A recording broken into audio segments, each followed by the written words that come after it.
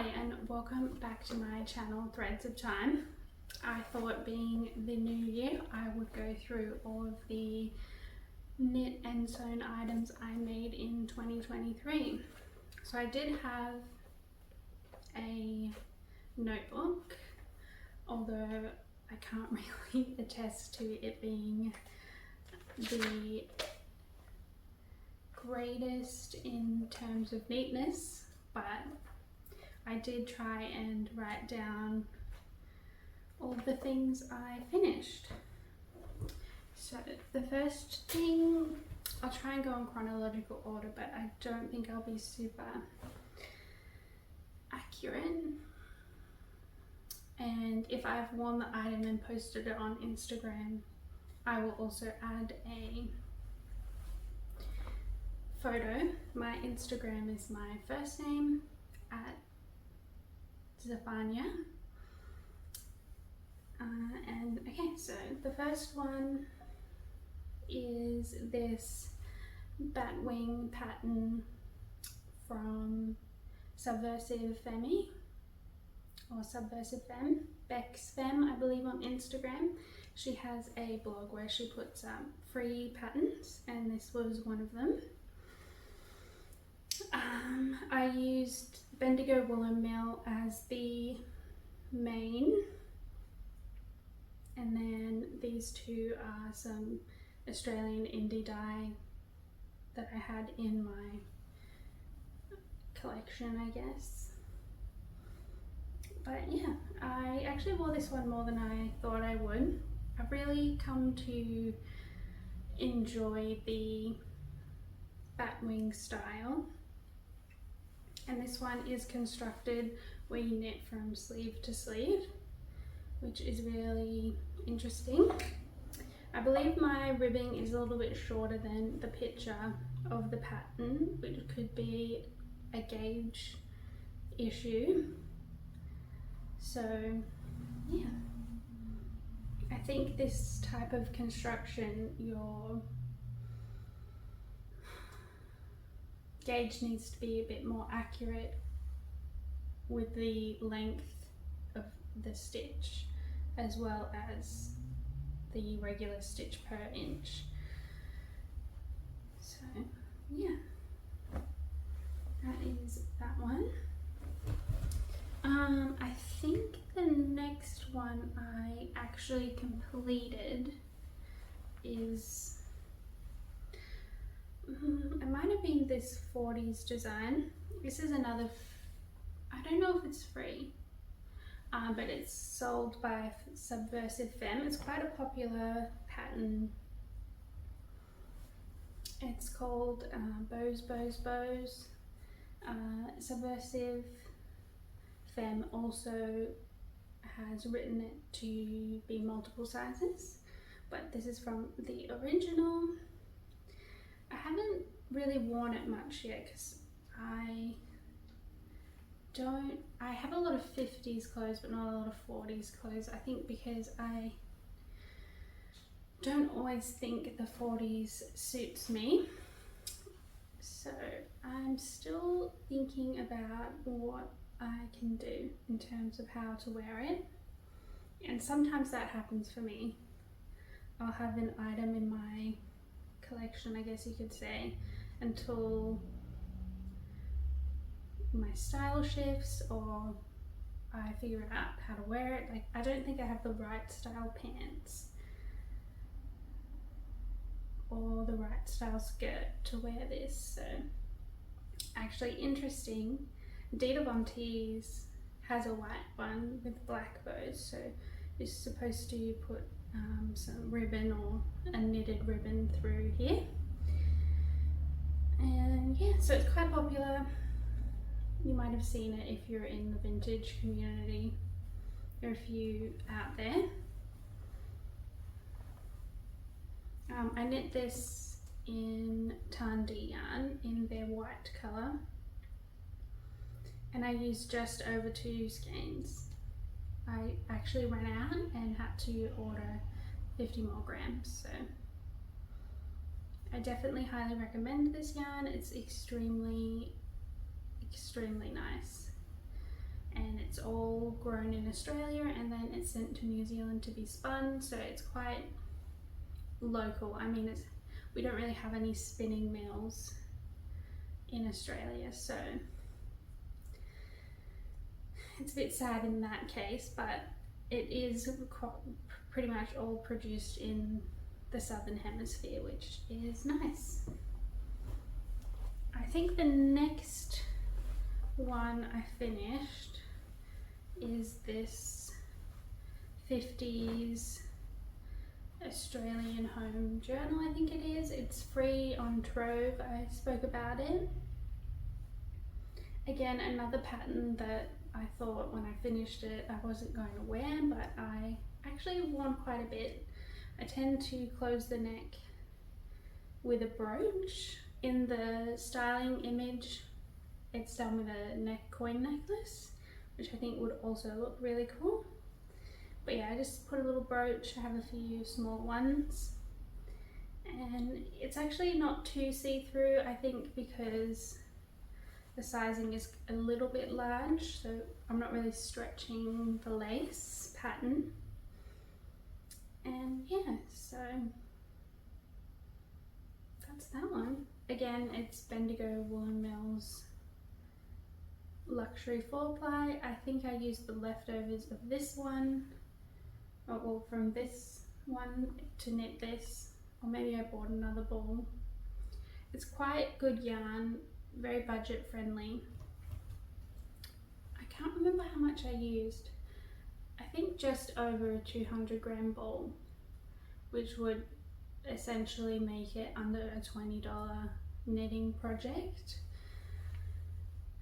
So if you're looking for a really budget friendly 100% wool, it is superwash, although they do some non-superwash options, usually in 8-ply. This one, like checking out Bendigo Woolen Mills, definitely is the way to go. I do want to try some more of the other mills, like Australian mills yarns. There's Noodle, I don't know how to say it, but they do a 4-ply that I want to try. But yeah, 200 gram balls for like, I think they're $15 or $18. I don't think you can really get better than that in Australia.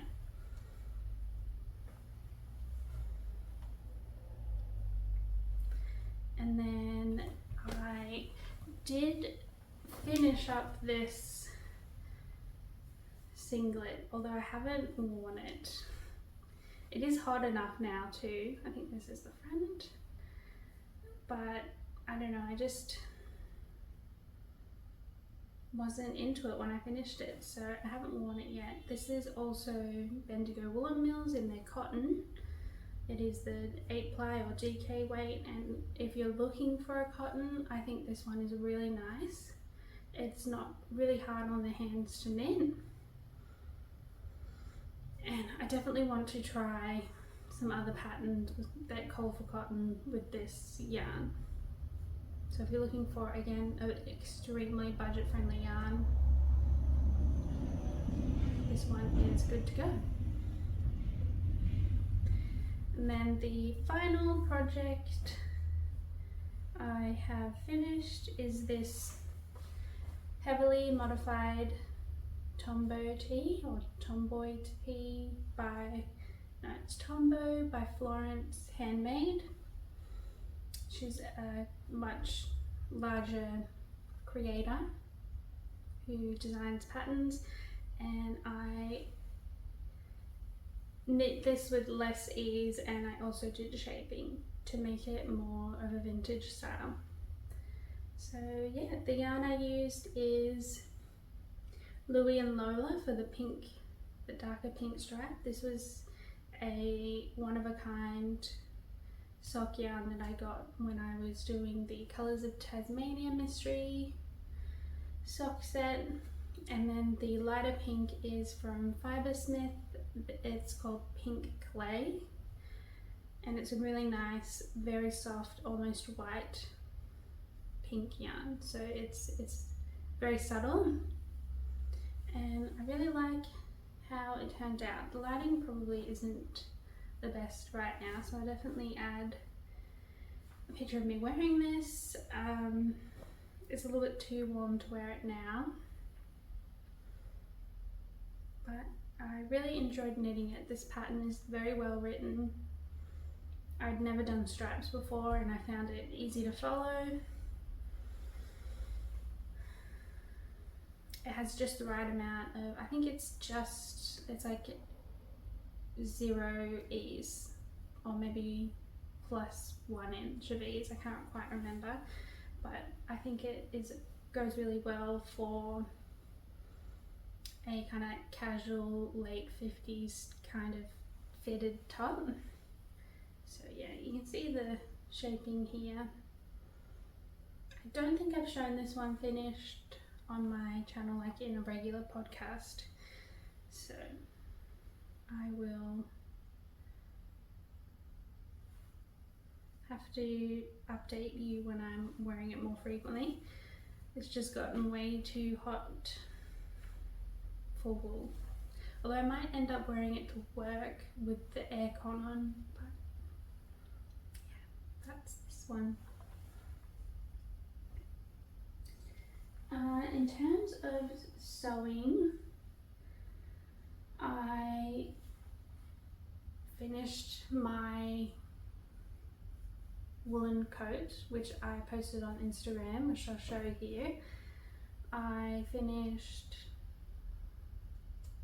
a Christmas party dress, Persephone pants that are a bit big, and I definitely won't show a photo because I don't really find them flattering on my body shape.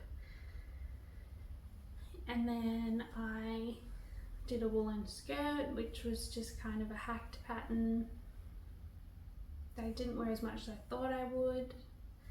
And then I finished up this sundress.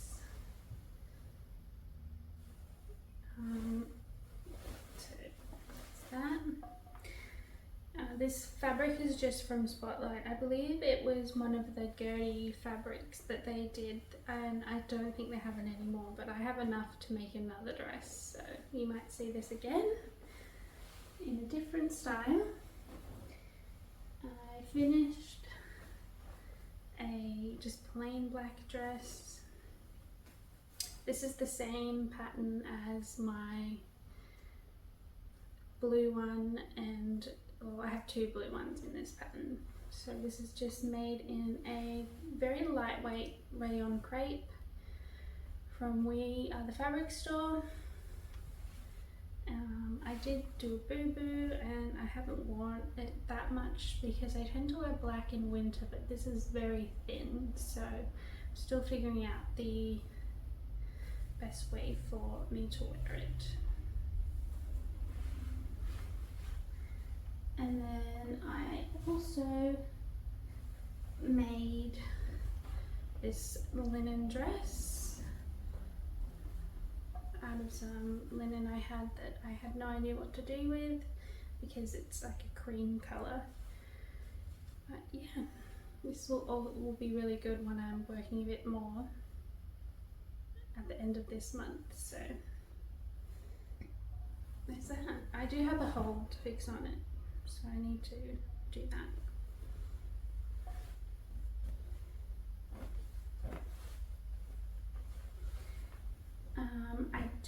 I did think maybe I should show all my unfinished objects because I did knit a few things. Hang on, I'll get them.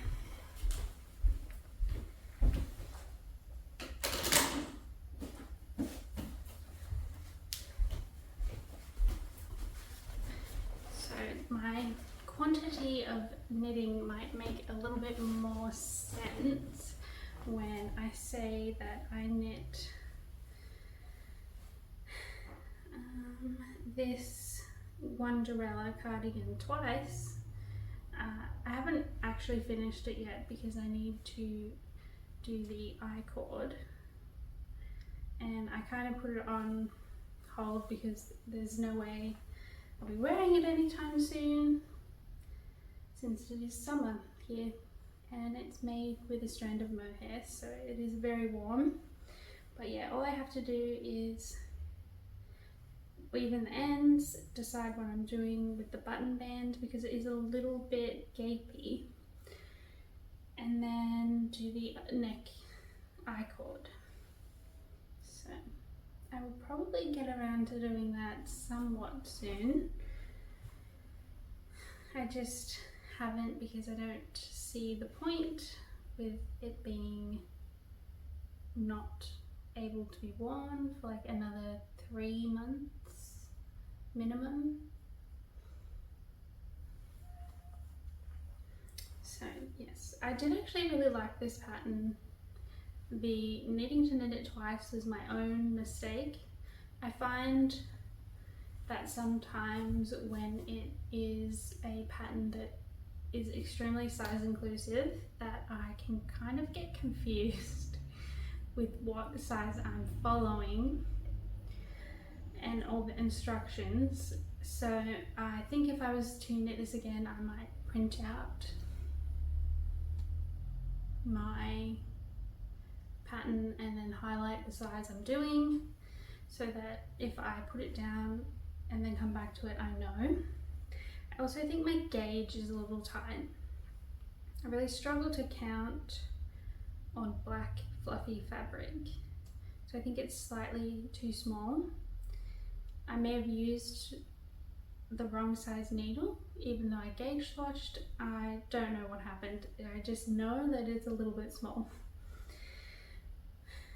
So yeah, I think I might knit it maybe in a white. I think I would really like a white one, or like a off a pink kind of colour, like the white looking stripe in this one, that kind of very pinky white, barely pink. So I do have some mohair from, what's it called? Wool Warehouse, the one that everyone, Flora, the mohair for that brand. I can't think of it. I'll add a caption. I do have that in like the pink, the really light pink, like oyster or pearl, and I might hold that with the white, and I think it would give a really nice kind of like almost pink look. So yeah, maybe I'll spend all of this year knitting another one. No, I'll probably not start it until winter time because I feel like that kind of white mohair would look really good in spring. I also started a 40s top. I think this is also a Subversive Femme PDF, and I have finished the back and I've started the front. So not really much to say there, although I kind of stopped because I'm like, how will I wear this? I don't know how to wear it, although it does have a V-neck, so I might prefer it, but I stopped because I was like, I haven't really worn my white 40s knit. Why am I knitting another 40s knit that I'm not sure how I'm gonna wear? So there's that. I also started it's a Knitting for Olive pattern, the ribbed wrap top. I forget the name, I'll have to add it in words. And then I think I had a bit of a slow point in the middle of the year because I just didn't feel like knitting a pattern that you have to read all the time. So I got a little bit into that and then I stopped. I also have again another 40s pattern, the Moss Rose, which is a pattern that I sell as a PDF on my Etsy. and yeah, I stopped knitting it because I find all the little bobbins tedious, and I've gotten up to another section where I have to do a flower. I actually want to finish this one, even though I don't know what I am going to wear it with. I really want to have it. So there's that. And then I have this 50s like v-neck cable design.